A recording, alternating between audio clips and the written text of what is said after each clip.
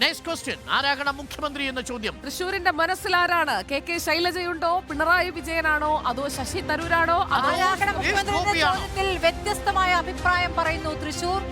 K ശൈലജയ്ക്കാണ് mark 23.8. രണ്ടാം സ്ഥാനത്ത് സുരേഷ് ഗോപി.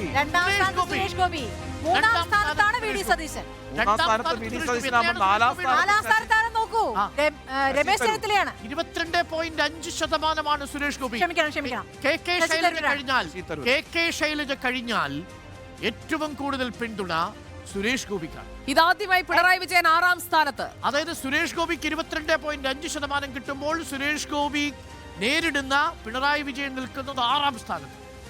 വളരെ പ്രധാനപ്പെട്ട ഇൻഡിക്കേറ്ററാണ്. അപ്പൊ സുരേഷ് ഗോപി 5ാം സ്ഥാനത്തായിരുന്നു. അല്ല, 10% താഴിലേക്ക് പിണറായി വിജയൻ താഴുന്നത് ഇതാദ്യമായി. 19 കോൺസ്റ്റിറ്റ്യുവൻസിയിലും 20 കോൺസ്റ്റിറ്റ്യുവൻസിയിലും ഒരു ഉത്തരം വളരെ ക്ലിയർ ആണ്.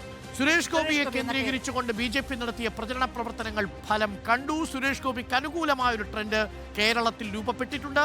അത് ഒരുപക്ഷെ BJPയെ വിന്നിംഗ് പൊസിഷനിലേക്ക് കൊണ്ട് ചെന്നെത്തിക്കാൻ കഴിയുമോ എന്നറിയില്ല. പക്ഷേ മണ്ണിളക്കി മറിച്ചിട്ടുണ്ട്. വോട്ട് ഉയർത്തും അത്. അതെ, ആ രീതിയിലുള്ള ഒരു ഉത്തരങ്ങളാണ് വന്നുകൊണ്ടിരിക്കുന്നത്. ഇനി